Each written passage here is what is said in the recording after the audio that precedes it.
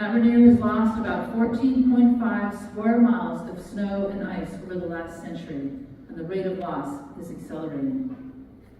Just like Alaska, we're starting to have more frequent, abnormally warm years as the Earth heats up. Both 2005 and 2015 were unusually warm with an extremely low snowpack. Most of the wintertime precipitation in the mountains fell as rain rather than snow.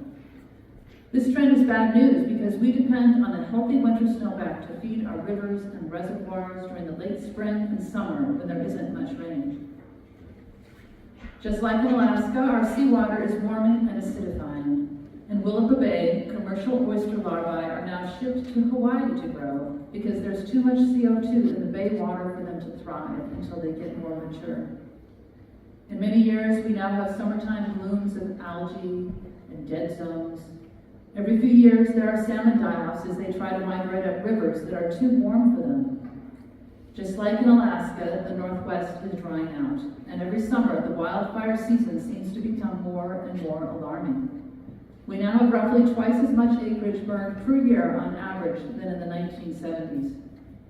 Will hazardous smoky air become the new normal for our summers? In 2021, we endured a withering heat wave, breaking records across Washington state. In 2022, Tri-Cities broke records with highs of at least 100 for 11 days in a row. Over the last century, the average annual temperature in the Northwest has risen by about 1.3 degrees Fahrenheit. Temperatures here are projected to increase anywhere from 3 to 8.5 degrees Fahrenheit by 2100. What will our mountains, forests, waters, and air, our homes and livelihoods look like then? I'm worried, and I hope you are too.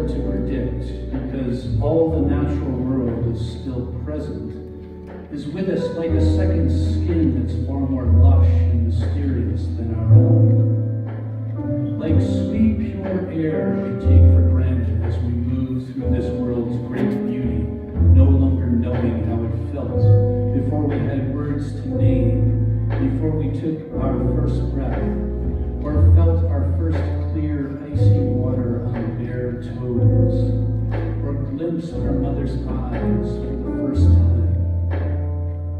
or spotted the rainbow hues of flowers as they bloomed and thrived with the touch of bees' feet on petals, the light brush of wings. We were like the dolphin coursing through waves as its flippers push and curl. What can a swan know about the chord sense about the way its wings tap a staccato on the air. What divides us now but the electric impulses of our brains that name, that think, that judge? We are too separate. We face the irrecoverable ruin of our only paradise. If we could go back, could it connect us again so deeply to what we were and can be? To the full embrace of being in the sensory world, that all the actions that began our isolation would cease, would become impossible? We grieve, we strive for answers, make goals, then relapse into comforts and denial. We create stories that allow us to escape consequences, pretending we are immune since climate impacts are mostly far away. But we are surging ever closer, caught in our human-made current of no return. What will we say to our children's children as they seem to understand why we mute and still turn away?